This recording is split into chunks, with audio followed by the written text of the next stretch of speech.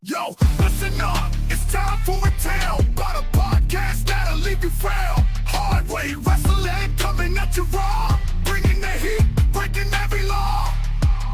They drop the truth, no holds barred, talking smack, getting you hyped up hard, calling out the fakes, exposing the lies. Hard way wrestling taken by surprise. Hard way wrestling coming to your city. Nothing but realness, nothing but grit. Going down a gauntlet, making them mark. Hard way wrestling straight from the heart. Hardy Girls jeans and assemble them together. Welcome to Hard Way Wrestling, where we have eclipsed a number that we have been chasing for about, I don't know, a year now. Yeah, we started out, we were so excited. We hit 50 subscribers. I was so pumped up. Woo, 50. Then we got 100.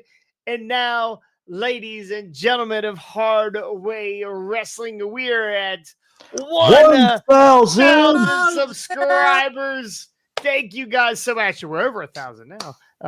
But we hit 1,000 yesterday. Super excited, boys. Congratulations. Well, thank you. You couldn't have done it without me. Well, it's because you've bought the last 2 subscribers with bot accounts. Yes, So, yeah. yes. All my accounts are bots. All my accounts are bots. I like that. That's kind of the place where everybody goes when you hit 1,000 or you're picking up subscribers. They must be buying them. Doesn't help for engagement. None of that shit helps for engagement. So We're too broke to be buying. why would anybody buy subscribers? It just I don't know, drives me absolutely crazy. But anyway, congratulations, boys! 1,000 subscribers. We've been around for what, a little over a year now. Year and a half. Yeah, a year and a half, and 1,000 subscribers. Next goal is 1,500 subscribers, and we're on our way. We're only 490 away. So Hey, we may not have beaten Independent Rewind to the 1,000, but we got there faster than they did. absolutely, About 5 years faster. easily, right? I mean, so I think their story was they were around for a while, and then they sold it or they gave it to someone else to do Independent Rewind. Then they took it back because those people were terrible people, yeah. So I don't know how long actually they have been around, but I know it's been a while. Not as long as we have, or a lot longer than we have, and we have eclipsed that number. So we're at 1,000, a little over 1,000 for YouTube. We're close to 1,000 on Instagram. We are climbing every day, man. Our Facebook page has damn near 15,000 people on it. So very awesome job, boys. Hell yeah. More to come. Always thinking, always trying to grind and add new things to what we do. I'm in talks right now with a guy who is a toy guy, who will be giving us content, hopefully on a monthly, maybe more, depending on how his schedule is. So Sweet. So more to come on that. Don't want to give up too much information yet because it isn't concrete. But congratulations on the 1,000, boys. Do you ever think we'd get here? Thank you to all of our hard-ons. That's right. That's right. Couldn't do it without you. Yeah, listen. I wish I had 1,000 hard-ons. You probably need to go see your doctor if you had 1,000 hard-ons. I'll tell you one thing. I ain't wearing pants. Yeah. Well, I'm not going to tell my doctor. I'm going to go tell everyone else though. Exactly. So, anyway, we're just coming off a weekend of wrestling. Bad Blood this weekend. Pretty good PLE. Did you both get to watch? Yeah, I got the. Not a fan. I don't think it was all that great. Aside from the Punk McIntyre match, I wasn't really impressed with the rest of it. It was a filler pay-per-view. I wasn't expecting it to blow the roof off the place, but I don't know. I didn't think it was all that great, in my opinion. Yeah. I mean, again, I watched it yesterday. Didn't get a chance to watch it live, but I watched it yesterday, and it wasn't ridiculous. It wasn't ridiculous. I mean, we've seen way worse pay-per-views. This was definitely a filler. That's a good way of putting it. This was definitely a filler pay-per-view. So we only had Crown Jewel next. Yep, that'll be the next one. 5 matches on the card. Yeah, the Crown Jewel is next for WWE. AEW is, I forget. That's have- Wrestle Dream, and that's next weekend, I believe. Isn't it the 12th? Is that This weekend? an actual pay-per-view? Yeah. I believe so. Yeah, it's Wrestle Dream. I thought it was a Dynamite or something. No. You can Oh, never it's tell with Saturday. Tony Khan what a pay-per-view is and what's not. True. It's Tony Khan's wet wrestle dream. Very true. So, anyway, let's get into. Let me pull up the results here. All right, so Bad Blood started out a little different than I thought it was going to. I thought for sure that the main event was going to be the cage match, but it wasn't. It kicked off Bad Blood. So, Hell in a Cell with Drew McIntyre, CM Punk. Actually, let's rewind here a bit. Jade Cargill, Bianca Belair, and Naomi. They all kicked off the show. They were our special guest announcers or special guest whatever's Host host for Hell in a Cell. up in the party box. So I don't know why they never. I don't know. Pay-per-views, you'd think they would show all the belts, but I guess they don't need to, right?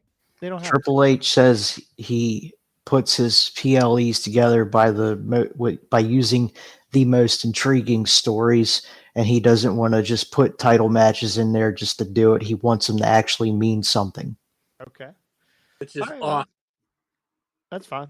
That's fine. I mean, and when your tag team division sucks, yeah, hopefully once the Lucha Bros or AB's who is it, Motor City Machine Guns gets there, that'll help things out. Then they can start writing some better tag team division stories. All right, well, this thing kicks off with the CM Punk versus Drew McIntyre. We've been waiting for this for a long time. This has been basically, I don't know, 11 months, year. 9 months, 10 months. I mean, it's been a long time Most- coming between yeah. Punk's injury and whatnot. So I think Drew hurt himself in there at one point too. So these guys absolutely beat the piss out of each other. There was toolboxes and wrenches and just all kinds of different inanimate objects. Beads. What's that? Bag full of bracelet beads. Yeah. So this match basically ended with Drew McIntyre dumping out friendship beads all over the place. Drew McIntyre or a CM Punk ends up countering, picks up a handful of beads, puts them in his mouth, wraps a chain around his leg and gives him to go to sleep with this chain, which I think was an awesome finish. Yes. That was That was an awesome actually the finish. night, hands down. And right before that was Drew going for the Claymore, and he ends up getting his lower back on the fucking steps. That is we're gonna call that the Derby. So that is such a gnarly bump. I can't even it made me jump. Like I can't even imagine catching. He's gonna be worse for wear tonight for Raw for sure. Did you see the gash on his freaking head? Yeah. I think that was from the toolbox. Yeah. Yeah. Yeah, I'm pretty sure that was from the toolbox. So, Yeah, Now, he got whacked, and that thing just started draining. yeah. What was that? Was that an actual hard way? Did that toolbox legit bust him open? Pretty sure. Like, Yeah. Yeah. They Pretty showed after afterwards, there were some clips of Drew getting sewn up in the back, and he had like a nice, right up the middle of his forehead. like it looked like about 16, 17 staples through the top of his head, which was crazy. Yeah, I saw that. Yeah, gnarly. I mean, the whole match was gnarly. There was something, and You Punk. know what else impressed me about it? They didn't once leave the damn cell. Yeah. Yeah, that was pretty refreshing. I think too that no climb. There wasn't anybody climbing on anything. There wasn't anybody trying to get out of the cage. They stood there and they fought. They fought, and I like the fact that, and of course, I love the old Big Blue where it's just on the ring, right? But I like the fact that this thing there's about 3 foot, 2 foot in between the ring and the cage itself, which allows them to work Get around the weapons outside of the and ring and get under the ring and get whatever weapons that they want to use. And That pointed spot knees where Drew superplexes, he lifts Punk over the turnbuckle and superplexes him through the table on the outside was a sick moment too. Crazy. That was ridiculous because again, I thought they were going to do the typical go to the top, you know, and then suplex off the top through the table. It's like, oh great, you know, seen this a million times.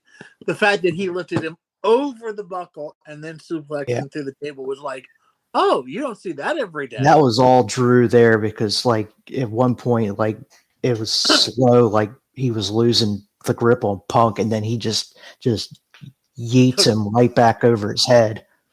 And the other part that was really refreshing to me was one, there was only one table spot because this time with the first table they used, instead of actually going through the table or doing anything with it, they just broke it. Just ripped the leg right off the thing and was like choking him. And on top of that, they turned the other leg up, and Punk was trying to like put Drew's eye out by shoving his face in the leg. Like, there were a lot of close calls, a lot of close spots in this. Yeah, a lot of close spots in this. So, and Drew looking strong when he ripped that leg off that table. Yeah, I know, right? And the other thing that got me was the bead spot because I saw the bag and I was like, oh no. Here we go. Real glass. Huh? Real glass. I was thinking thumbtacks. Yeah, real glass or thumbtacks or something. And I was like, okay, like I was like, no, come on, we don't need thumbtacks. And then when he poured the beads, I was like, oh wow, that's again, like it's not going to win you the match, but at the same time, it's a callback to everything that's been going on.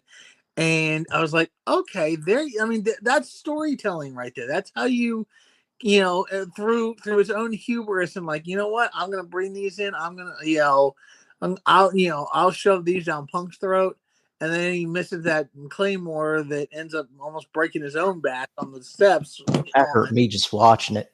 Yeah. Like the whole match really like told a good story and was like it held you start to finish. Like the toolbox spots, the fact that they only used one chair in the entire match. They didn't use any kendo sticks, anything else, and there was only one table spot, but they used the toolbox. The toolbox is it's a Terry Funk classic. Although the one thing I kind of was hoping they were going to do is the Terry Funk one where he goes to clock somebody with the toolbox, and the toolbox opens and drops all the tools on their own head. I was kind of hoping for that spot when I saw the toolbox, but I was like, yeah, they didn't do it. No big deal, but just kind of an old Terry Funk. Where does this rank Hell in a Cell matches? Because honestly, the last couple of Hell in a Cell matches have been not great. This has been one of the better ones in quite some time. Yeah, this has been a good one. Honestly, if I had to say, Shawn and Taker number 1, Taker Mick number 2, Shawn and Taker. Shawn and Taker the original was number 1. Taker Mick number 2. Shawn and Taker the rematch. Was a WrestleMania match they did. No, that was Triple H and Taker with Michaels as the referee. That was the end of the era moment. Okay, so so that one would be no. Okay, no, actually, you know what? I'd probably put Punk number 3 and then that one number 4. So because there really hasn't been, other than like the 2 originals were like the pinnacles of what Hell in the Cell was supposed to be, and then it kind of degenerated after that. That's because they made a whole pay-per-view basically of Hell in the Cell, where like every other match was a Hell in the Cell match, and they just like rammed it down your throat to the point you were just tired of seeing them. Like it's supposed to be like a specialty match, like have it once a year, not once every other match for an entire pay-per-view. Right. Punk said it best, and I don't know if you guys have seen this new interview with him yet or not. He pulled out, and you're gonna laugh, he pulled out a Cornette line. He was talking about, they asked him about the Hell in the Cell, and he's like, this is a match that needs a stadium, not a stadium that needs a match. And that's what they wanted to put on, is the match that needed this stadium full of people to see it, to understand it, to watch it, not, a place that needed, he didn't need that, match to be there to draw they wanted the people, and the people made it too. Like the crowd reactions to a lot of that match were amazing. So yeah, I loved it. I think it's one of the best on themselves. Again, one of the best on themselves in the last 20 years. Christ, Scotty, you reached full release. I think your eye just rolled back in your head. A little bit, yeah, a little bit. Straightened up a little bit. Well, the only problem with this is it was a great match. I ain't gonna lie, it was a great match, but it really, to me, it almost took the piss out of the rest of the show because when you follow it up, at least for the next couple matches, honestly. So, our next match we had the women's title and Nia Jax versus Bayley. This was honestly. This was okay. This is the same. This is terrible to me. It's the same match that they've been doing. It was a good match. Bayley's always a good worker. Their last match at their match at SummerSlam was better than this one. Yeah. Well, I did like that. The only spot that really got me was where Tiffany came in. There was a rough bump. Tiffany came in and was trying to. Poor Jessica Carr. Yeah, poor Jessica Carr. Hands Jessica Carr the briefcase or the brief. I forget how she gets a briefcase. She picked it up off the mat because remember Bayley took it from Tiffy and whacked her with it. Okay. So once they were all laid out, Tiffany's just standing there. Jessica Carr finally gets up. She picks the briefcase up, and Tiffany starts getting that confused look like, should she do it? Should she do it?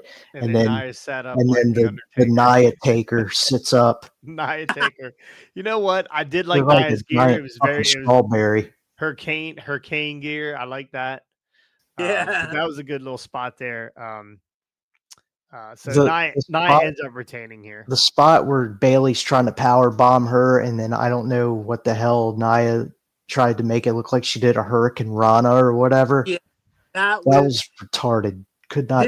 There were two spots. There were a couple of spots that had the announcers, and when I call her the refrigerator, I'm not just echoing Cornette. This woman, she can't move in the ring. She is an absolute she's a botch mechanic. She just continued to botch move after move after move. There were the two moves. That was one of them, and then the other one was some kind of a weird Samoan drop thing. Yeah. She about missed the Samoan drop. They had the announcers like, what was that? We don't even know what the heck. We don't even know how to call that because we don't know what the heck they were trying to do. Well, that could be just communication. It was. Well, she didn't get all of it. Yeah, I'm sorry, but no. This Nia Jax, in my opinion, has been very much improved on this run since she came back. Yeah, match here, she was terrible. I don't think either one was that great. I don't think Bayley was that great either. Bayley's better. Again, she wasn't her finest match at all, but Bayley's definitely better than the Fridge. So I'm sorry. And again, I watched this match. I did promise I would watch this match, and I'm sorry, but I don't see what y'all are seeing on freaking Nia. Nah. No, I thought she was terrible in this one. All right, so Nia retains here. A match that I did not watch. I was trying to fast forward through some of their bullshit commercials and stuff, and I must have skipped this match. Finn Balor versus Damian Priest. From what I'm hearing, that it was just a typical match. There wasn't anything special about it. It could have been on Monday Night Raw. This match, it was. There was some back and forth, and then of course you knew the Judgment Day was going to end up in there, right. And a lot of false finishes in this. I kept screaming #protect the finish numerous times in this one. And I thought for sure when Balor hit those two coup de grace on the back of Damian's head that he was going to win, but no, he kicked out. Yeah. This feud has not been great. Yeah. Right. I mean, I would have, the Liv and the Rhea thing has been really good. I mean, you can tell that these guys hate each other. But this Finn and I'm hoping it's over. I hope it's over. I'm hoping we move on from this because this isn't This just isn't doing it for me anymore. So that's probably why subconsciously I passed it by. I would rather see the Grayson Waller effect where he gets his ass whipped by the mayor of whatever town they were in. All right, then we get Triple H in the ring, who is showing off the new Crown Jewel title, which this is I've seen a lot of stuff online about how bad this title looks. I didn't think it was that bad. It's a really long title, so I mean it's going to cover up a lot of torso, but I didn't think it was very gaudy. The green that's in it, you can barely see the green because of all the glimmer. The big gold plate in the middle of it. Yeah. So basically, whatever the men's champion and from either one, SmackDown. They're pulling the old Survivor Series angle from years ago, where it was champion versus champion from each show going against each other. Right. So, like, I kind of like that idea of it, but it's only going to be defended there. Yeah. Yeah, that's it. It's like the greatest Royal Rumble. Like, they gave Braun Strowman that belt, and like I don't know that they ever. Yeah. Yeah, we haven't seen it since. That was it. They haven't done the one since then, which is What was the other one they did there too? Like the greatest of all time tournament that one Shane McMahon won or whatever. Oh, the one where he entered late. Yeah, I forgot about that. Yeah. Yeah, I did too. Who did he beat? Who did he beat? It wasn't the Miz, was it? No, I wouldn't think so. I don't remember. I vaguely remember that, but I just don't remember who was in it or who won. I mean, other than knowing Shane, I don't remember what the whole deal was with that. That's interesting. Shane McMahon won it was the World Cup. That's what it was. They beat Dolph Ziggler. Oh God, of course they did. Good Lord. No wonder Dolph wanted out of there. It's terrible. Yeah, so we get to see this title. Then in the middle of that, Gunther makes his way to the ring. This was a good part. I thought this was good. This got a lot of flack online. I thought this was a good part. Gunther gets in the ring, and he's acknowledging all the people that showed up, all the old school wrestlers. By the way, they kept bringing the old school wrestlers down and sitting them in the exact same chairs the other ones were sitting in, which this poor guy behind him had to have been dying. He was like, "Oh, come on, man. You're ruining my view." Booker T had to get up, and then it was DDP like 2 segments later. But we got a Gunther Goldberg interaction. Gunther leans over and says, "Hey, what is your kid's name?" He looks at Triple H. He says, "Oh, Gage. I hope your dad's a better father than he was a wrestler." Jeez. He also told him that Goldberg wasn't his favorite wrestler. So, yeah, I see he's typing there. I hope if they somehow do this match, I hope Gunther absolutely destroys him. Squash match. Yeah. I hope that they don't do it at all. I hope they don't do it at all. I don't want to see Goldberg in a ring ever again. Yeah, I know. True. He ruined the Fiend, right? He tried to killed kill the Undertaker. Yeah, forget it. No, we definitely do not need. Didn't Goldberg and Roman wrestle in Crown Jewel once as well? Was it Roman or was it Brock? It was Brock, definitely, because they had that cage match where he speared Brock through the cage. I think it was. And they ruled Brock the winner because he touched the floor first or something. Yeah, I can't remember. But anyway, back to it. I do not want to, please, Lord, baby Jesus. And the Saudis love Goldberg. Yeah. So it's very possible this was like a little setup for something later on down the line or for Crown Jewel. I hope not. I hope not.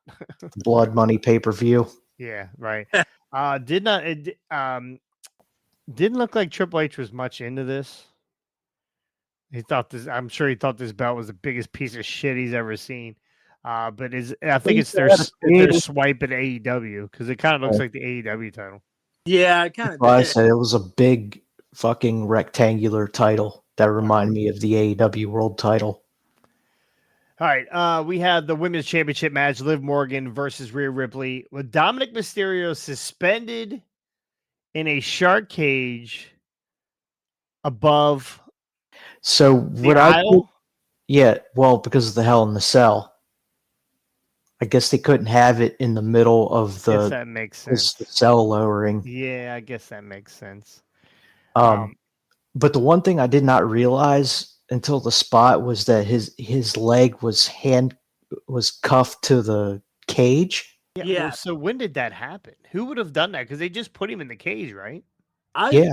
Well, they didn't make a big deal of it, but they had the two handlers in there, like that were trying to get him to go into the cage, and I think it happened then. Although, like I said, nobody really talked about it. And the thing that I don't understand is if they were going to do that spot, because what they were going for is that he got his foot caught in something, and That's what I thought. Yeah, but then, like you said, Ricky, that Did it scare you when he flipped out of the cage? Yeah, I thought like his pant leg or something got caught. Me too. I was like, oh no, we're gonna lose. Oh, no. We're gonna lose Dominic. We were putting our money on somebody in AEW dying first. Yeah, Jesus. So anyway, we're gonna fast forward because this is just a standard match between those two. I mean, Rhea absolutely beat the shit out of Liv most of the match, I thought. But the spot at the end where, and I don't know if botched. this was pretty sure it was a botch. The Raquel came out too early, apparently, so the referee was facing. She Tonga lowered it. Yes. Yeah. Oh shit. Okay. Well, no, Tonga Loa was late. Raquel was early. Late. Yeah, she's early. Okay. So apparently, like the referee was facing the direction of where Dominic was and where Raquel was coming at Rhea. So the spot that I read was the ref was supposed to be distracted by Liv, and she was going to beat Rhea up and then basically roll her into the ring onto, and then put Liv on top of her for the win. So Liv was supposed to win that match, but Rhea ends up winning by DQ. Yeah. Which honestly, the ref did the right thing there. He did. He was facing. He didn't Rick Knox it. He didn't pretend he didn't see it. Exactly. He didn't like look up in the air, but like, oh, I never saw it. Cost me 4 fantasy points. Damn it! It did. It did. You're getting buried now. But anyway, we'll get to that here. I'm only down by 4. Yeah. Well, you're still buried. You're never catching Scotty. 2 ahead of me. And I'm 1 behind you, Jason. You're not catching me either, buddy. All I got to do is go to McDonald's and get an 8-piece, and he'll trade me that briefcase. Oh, that's not a bad idea. That's not a bad idea. Anyway, the return of Raquel Rodriguez. She does this. She comes in, interferes, gets the match thrown out, disqualification, and I guess Raquel is back. Was she with Liv before they were tag team champions? Yeah. Remember the curse of the tag titles? That's where a lot of the injuries were starting. So she's back with Liv. Love it. So I was happy to see Raquel back. I was definitely more happy to see her front. Whatever that thing was she was wearing wasn't covering much. Well, she's all nipple anyway. I'm pretty sure. Like she's not big up top because she's a bodybuilder, so she's more So At some point, that wasn't going to work out. If she'd have had to wrestle in that, I don't think that would have worked out for her. But yeah, she's back. And which is good because they're going to need a buffer in between WrestleMania or whatever is coming up. And because Liv is going to lose that title back to Rhea most likely. It'd be a cool swerve if all of a sudden Tiffy cashed in on Liv. I said that at one point, just thinking that whenever they have their next match at Crown Jewel, because it'll be Liv versus Nia, because they're both the women's champions. Yeah. So that was where I was kind of thinking that Tiffy might cash in on Liv. Yeah, that'd be a nice little swerve, bro. Yeah. So we need a good little buffer there in between whatever's getting ready to happen with Liv. And remember I said maybe we'll get a new person in the Judgment Day. So said that in the last stream. So maybe and I just pulled that out of my ass. I don't even know how it got there. So anyway, Rhea Ripley wins disqualification. And I think I even said that too. They don't really do disqualifications for pay-per-views. Yeah. And the fuck they did it. Lazy booking. Lazy booking. Actually, that was referee. just Here's another spot. At one point, Rhea looked at the referee and said, "Hey, I'll be right back. I'm gonna go take care of business out of here." And the referee goes, "Okay." Yeah. And lets her go out of the ring and continue to beat Dominic Pinata. Yeah. Just beat the absolute piss out. Now, I think he was wearing something underneath of his jacket because of the sound it was making. Yeah. But man, she beat the shit out of him. And which again, Rick Knox Jr. in the ring, one of the fattest referees they have, by the way. He's got a gut on him. Like Triple H has got to be tearing him apart every time he puts on those stripes. Even Jessica Carr is in better shape than he is. No 10 count. Yeah. He just let him go out there and swing that kendo stick like she was Darren Judge. I don't get it. I don't get it. So there was a lot of goofy stuff. I don't like the ref cam. I think the ref cam's weird. Like they don't use it enough. Except they used it as a body cam to record her saying that she was going to go out and assault him. Yeah, and the last time they did that was with Punk and McIntyre when Rollins was the referee. He was wearing that body cam or whatever, which that was a good spot. Yeah. All right, final match of the pay-per-view. The undisputed champion Cody Rhodes and Roman Reigns versus Solo and Jacob Fatu, the Bloodline. What did you guys think of this match? I really could have given two shits about it, to be honest. It felt to me like it was the exact same. Scotty, I'll give you mine and Scotty, then you go because you were getting ready to say something. I cut you off. No, I mean it just like Ricky said, same old match. It just kind of. I mean, again, the crowd was going nuts, especially at the beginning. The crowd was, the OTC chant was going out. Great entrances. Great entrances. I think giveaway who's going to win, by the way. I think Roman had a bigger pop than Cody. Oh yeah. Yeah, I think Cody's wearing thin on people right now. Yeah. So, which we'll get to here in a bit, but this match felt like the last match Cody was in versus Solo, where it was just like we're waiting for the end. We're waiting to see who's coming out. We're waiting to see who returns. We're waiting to see, the next part of the story or what the story is. Because now it's not even, it seems to me, it's like we don't even care about the wrestling anymore. We just care about the story, right? We care about, which is how it should be. That's wrestling. You want to care about the wrestling. Don't get me wrong. You want good wrestling, but you want a great story to go with that good wrestling. And that's where AEW sucks. Great stories will cover up not great wrestling at times. And that match was okay. It was okay. It wasn't the greatest. It was a good return for Roman. I don't know why anybody thought that Roman was going to lose his first match back. Hey, at least Jimmy didn't botch his spot. He was there nice and early. Yeah, listen, he's the good oos. He's the good. So we get a return by Jimmy. He shows up in his cowboy outfit with his scarf over his face. I guess his COVID scarf, maybe. So hope he washed it. Super kicks the shit out of Tonga and Tongaloa. Smashed them both. Gets in the ring. Super kicks Solo. Then they both Roman and Jimmy both super kick. They both super kick him, right? Both super kick Solo. Yeah. No. Did they? I thought they did. No. Roman up there for a second. Or Roman gave him the Superman punch or whatever. Gotcha. One of the two. I couldn't remember. So Jimmy returns. Shots and many beers at that point. Jimmy returns, and Solo took the pin here. Surprise. Solo took the pin here from Roman. So remember, I said it was either Jacob was going to win it or Solo was going to lose it. Yeah, I don't. Yeah. They're definitely.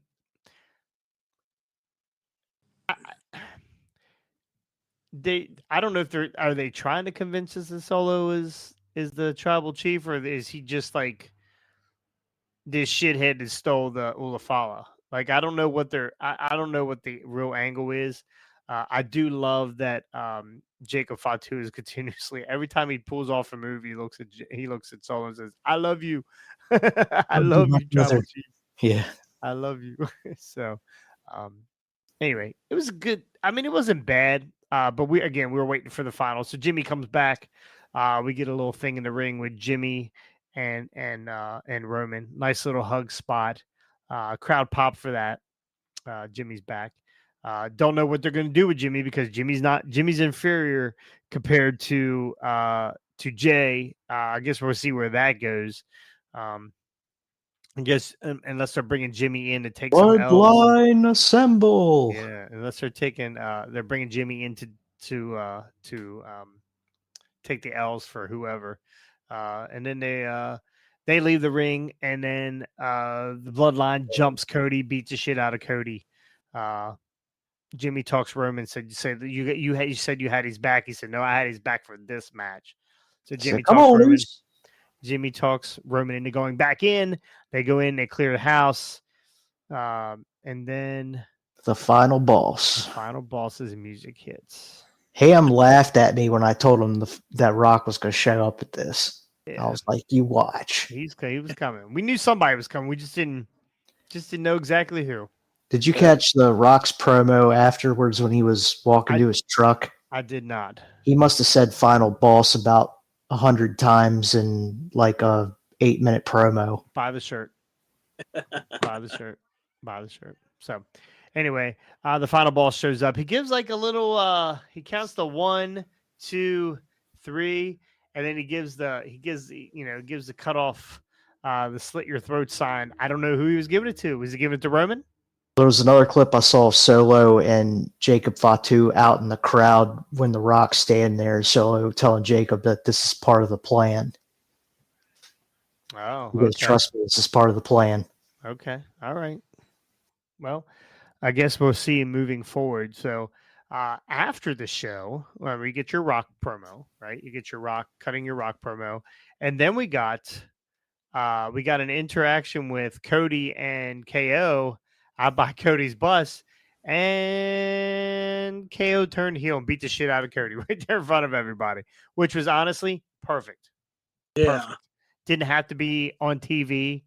It just had to be in front of one camera. Yep. That's it.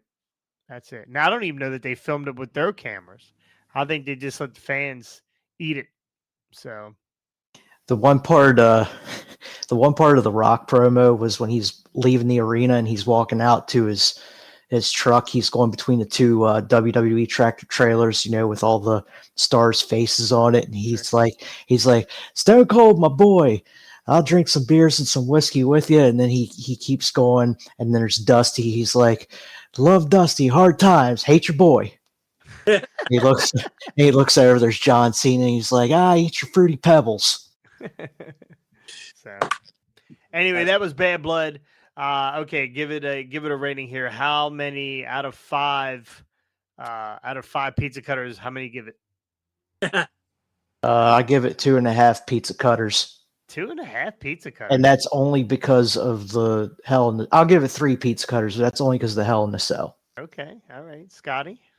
I was actually going to say the same thing. 3 pizza cutters. I'm gonna go. I'm gonna go with 2. I'm just gonna go with 2 because the Hell in a Cell match was the only thing that was worth a shit to me. The rest of it was you could do it anytime, right? I mean, it was average. Yeah, it was average. Again, we're waiting on the next shoe to drop. So, but it wasn't a ridiculous pay-per-view. But it was just a filler, like you said. It was just a filler pay-per-view. We will be giving no melters out for this. No melters, just pizza cutters. Yeah. So, anyway, we have a fantasy wrestling league. If you want to join the wrestling league, right? Real quick, got to give my boy Ham a shout out since he hooked me up with these 2 autographed gifts. Oh, looky there! And where did he go for that? So he said he ordered order them for and they got the authentication certificate on the look back. at that. He said he ordered them online and they were on like a delay, so it took for quite some time to get them, but when they did, they gave him a second one for free. Oh, cool. So he basically got buy one get one on both of them.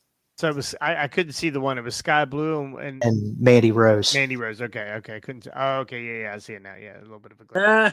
You do love yourself some Sky Blue. Oh yeah. Yeah, you got as many Sky Blue autographs as I have.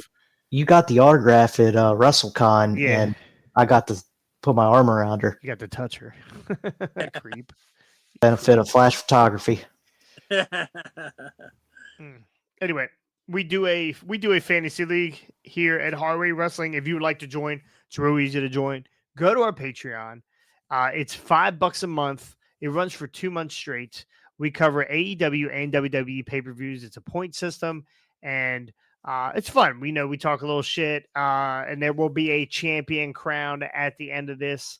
Maybe not a new champion, maybe an old champion. Who knows? But there will be a champion crowned at the end of this. You can't beat it. It's $5. And not only, it's fun to join the fantasy league. It's fun to be in fantasy, but it also supports Hardway Wrestling. So we appreciate that too. Also, speaking of Patreon, we have a new Scotty tier. We have a new tier. If you just want to support the boys, because listen, Scott needs a haircut. Look at his hair. It's a mess, right? And God, just Ricky needs a beard trim. So you could join the Scotty tier. It's $1 a month. Yeah, there's your. Gotta trim my pussy. Remind me, I got a story for you here. You gotta do a Mr. Puffer's plan. Oh, the Mr. Puffer plan. We could do a Mr. Puffer plan.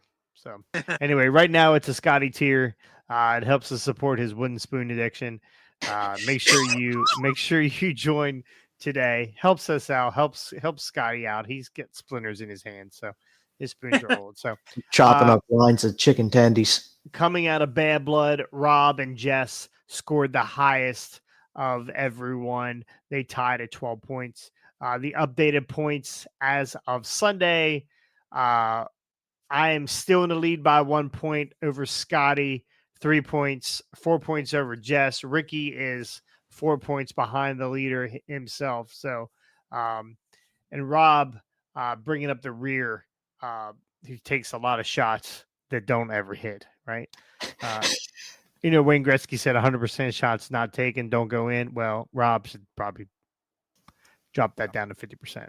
So take some less shots. So anyway, that's good. Do it here for Hardway Wrestling. Boys, we would try to be back later on this week. Again, busy schedule with weddings and whatnot, but we're starting to wind down. We're getting through it here. So we will definitely be back here at a consistent rate.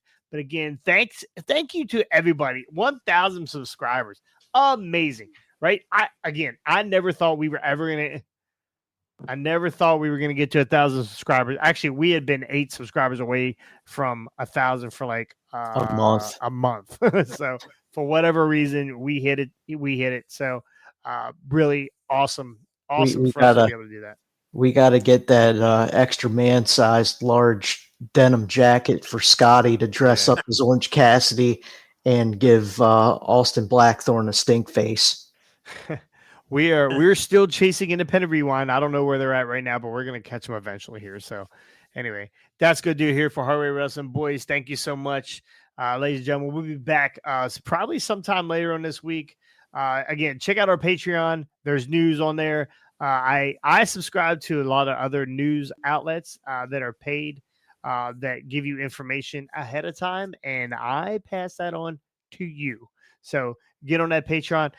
First off, you can get on Patreon for free. It's free. You can join our Patreon for free. You don't got to pay nothing. Now, if you want to, you can. There's tiers for that. So definitely help Scotty out if you can. All right. Anyway, thank you guys so much, and we'll see you next time. On the hard way. You're fired. Karen Ann.